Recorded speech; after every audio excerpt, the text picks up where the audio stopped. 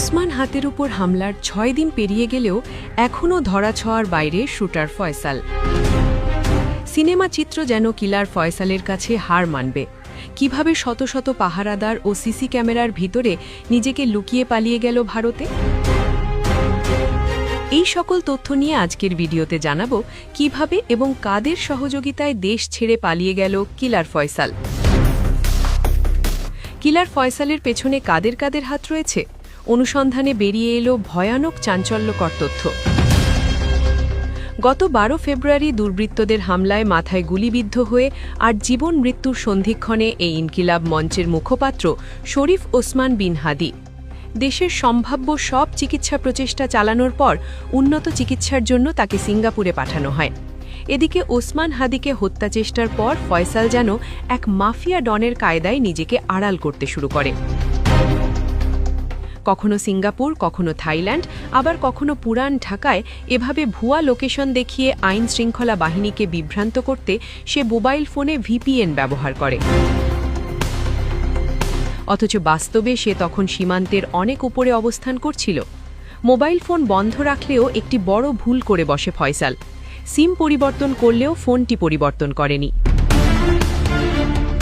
সেই ফোনের IMEI নম্বর ধরে প্রযুক্তির সহায়তায় গোয়েন্দারা নিশ্চিত হয়েছেন ফয়সাল বর্তমানে ভারতের মহারাষ্ট্রে অবস্থান করছে। তদন্তে উঠে এসেছে ঘটনার দিন রাতেই ফয়সাল আলমগীর রাজধানীর ছেড়ে একাধিক সড়ক মহাসড়ক ব্যবহার করে পৌঁছে যায় ময়মনসিংহের হালুয়াঘাট সীমান্তে। স্থানীয় মানব পাচারকারী ও ক্লাব ফিলিপসের সহায়তায় ভুইয়াপাড়া সীমান্তে কাঁটাতারের পাশে থাকা দুটি কালভার্টের সুড়ঙ্গ দিয়েই তারা ভারতে পালিয়ে যায়। হত্যাচেষ্টায় ব্যবহৃত অস্ত্র গায়েব করতেও কম নাটক হয়নি। গুলির পর ফয়সাল আগারগাঁওয়ে তার বোনের বাসায় একটি কালো ব্যাগে অস্ত্র লুকিয়ে রাখে। পরে বাবা হুমায়ুন কবিরকে ফোন করে সেই ব্যাগ শৈলকহিল আহমেদ শিপুর মাধ্যমে নরসিংদীতে পাঠানো হয়। সেখানে স্থানীয় এক যুবকের হাতে যাওয়ার পর আলামত গায়েব করতে একটি লেকে ফেলে দেওয়া হয়। হামলায় ব্যবহৃত হয় সিরিজের মোটরসাইকেলটিও।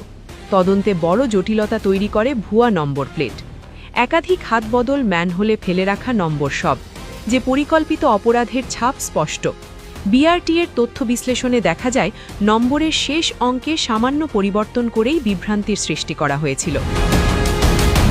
এদিকে হত্যা চেষ্টার পেছনে কারা অর্থ জুগিয়েছে এখন সেটাই তদন্তের বড় প্রশ্ন। ইনকিলাব মঞ্চের মুখপাত্র যোদ্ধা শরীফ ওসমান হাদিকে হত্যার পরিকল্পনা করা হয়েছিল একটি রিসর্টে।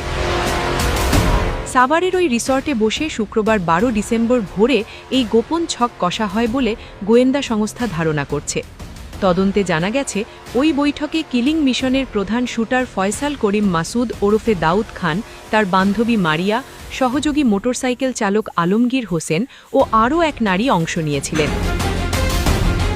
এদিকে এই ঘটনায় এখনও পর্যন্ত 10 জনকে গ্রেফতার করা হয়েছে। তাদের মধ্যে ফয়সালের স্ত্রী, শ্যালক, ঘনিষ্ঠ বান্ধবী, বাবা, মা এবং সহযোগীরা।